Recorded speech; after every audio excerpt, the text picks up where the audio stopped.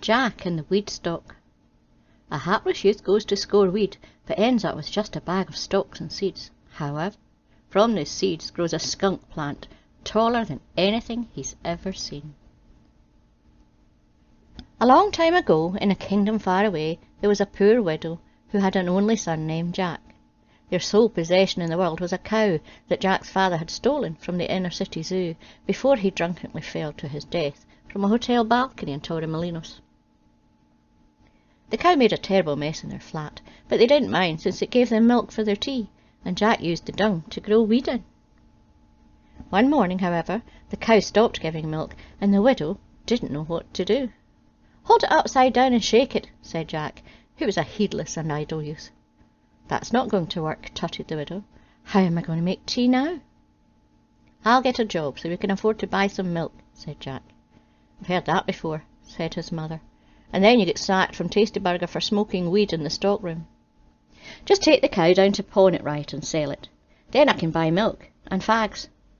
Now mind, you get a good price, and don't you dare buy weed with the money." Jack took the cow's halter in his hand and set off on his way to pawn it right.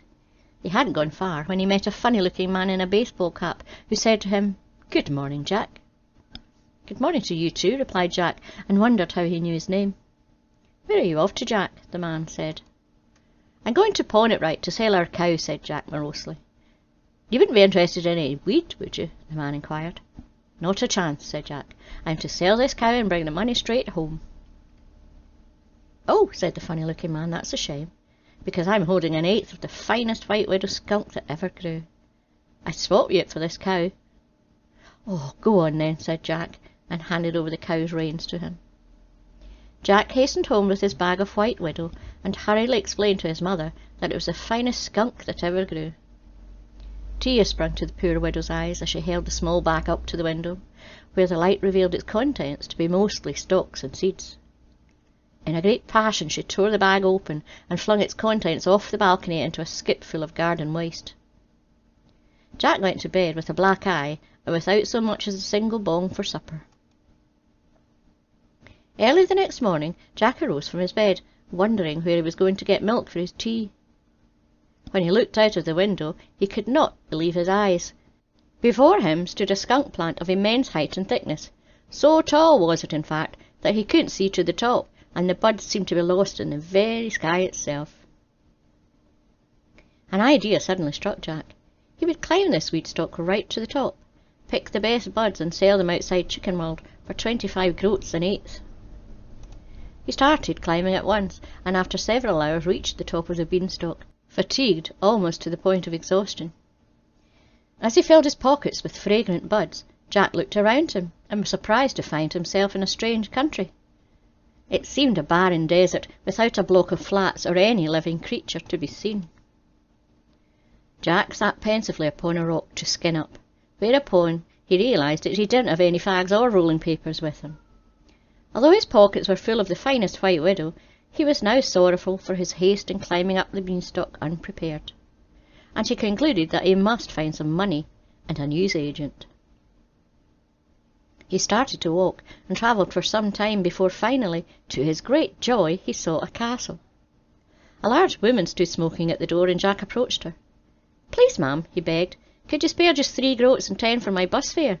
I wouldn't normally ask, but I'm desperate. Or how about one of those cigarettes instead?" The woman told Jack that, sorry, she had no change, and that the cigarette was her last one. She also expressed the greatest surprise at seeing him, since it was well known in these parts that her husband was a cruel and powerful giant who normally ate potheads, bums and beggars on sight.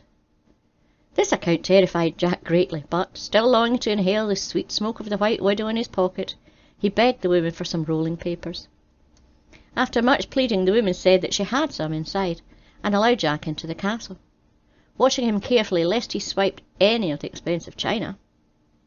They proceeded through a vast hallway and entered a great kitchen, where packets of tobacco lay all around. Jack could scarcely believe his luck. The woman bade him help himself to a couple of packs, but as Jack did so, there was a loud knocking at the door, so loud it caused the house to shake. Jack quickly concealed himself behind the rubbish bin, and the giant's wife ran to let her husband in. "Why is he knocking at the door?" Anyway, from his hiding place, Jack saw a pair of huge legs coming towards him. The giant accosted his wife and in a voice like thunder declared, "Fee, fi, fo, fum, I smell the blood of an Englishman." "It's probably on your trousers, dear," said the woman. Said the giant, looking down. "It must be from those pothead students I leathered at the Unicorn's Arms the other day. I despise potheads." Jack trembled in his hiding place, aware of the pungent smell of White Widow coming from his pockets. But so great was his curiosity to see the giant that he endeavoured to catch a glimpse of him by peering round from behind the bin. "Bring me my magic hen," boomed the giant. The giant sat down at the table, where his wife placed a strange-looking hen before him. Jack observed the hen standing quietly on the table, and every time the giant said, "Lay," the hen laid a 50-gram pack of rolling tobacco. The giant amused himself for a long time with his hen, whilst Jack watched in wonder.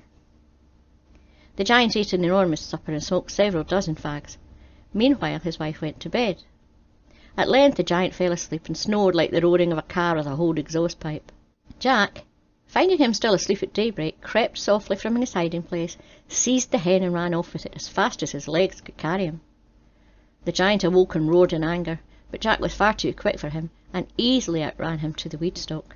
Jack descended the huge plant and returned to his mother's flat, the hen tucked under his arm. "Look, mother," said Jack, "I have brought you home something which will make us rich. Lay."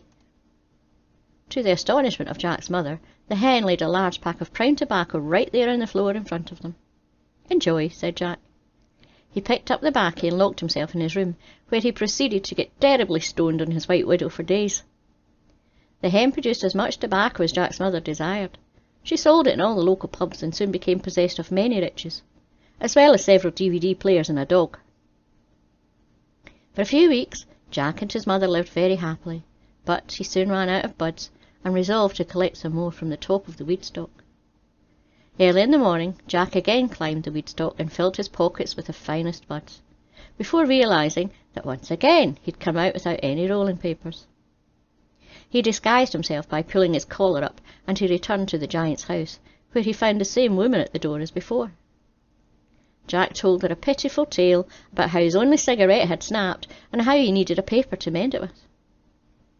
The woman told him that she had admitted a young man before, and that the little ingrate had stolen a magic tobacco-laying hen, and her husband the giant was now twice as terrifying because he didn't have any fags. However, she led him to the kitchen, where she opened a drawer and pulled out a handful of cigarette papers. Just then, the giant knocked hard on the door of the house. "Get a fucking key." Jack hid himself behind the rubbish bin and peeped out as the giant sat heavily down at the table. "Shall I bring you your other hen?" the woman asked the giant. "The one that lays rolling papers." "Are you taking the piss?" growled the giant. "What am I supposed to roll up? Tea leaves?" The woman brought the hen anyway. As Jack watched in wonder, it laid several packets of rolling papers for the giant. The giant ate his supper and stared angrily at the hen for some time, biting his nails to the quick before desperately rolling up some tea leaves, taking a couple of puffs and throwing the tea cigarette angrily out of the window. After a long time the giant fell asleep. Jack crept out of his hiding place, snatched up the hen, and ran as fast as his legs could carry him. As before, the giant awoke and roared in anger. Jack ran as fast as he could for the Weedstock, thinking that on his next visit he might pinch a hen that laid lighters, thus setting himself up for life. Then, as if from nowhere, the giant swept Jack up from behind and dashed him to a pulp against some rocks. 3 weeks of not smoking had restored the angry giant to top physical condition, allowing him to catch Jack with ease. When the giant's rage finally subsided enough for him to drop Jack's broken, lifeless remains, it occurred to him that perhaps he was over the worst now and could settle down to a healthy, smoke-free life. Back down in the city, the Weedstock was chopped down because its roots were deemed to be a hazard to the block of flats. But Jack's mother lived happily ever after on the proceeds from her tobacco-laying hen, and she always had plenty of milk for her tea. The end. Don't forget to like and subscribe and press the wee bell notification. And a huge big thank you to all my subscribers and patrons. See you next week. Bye bye.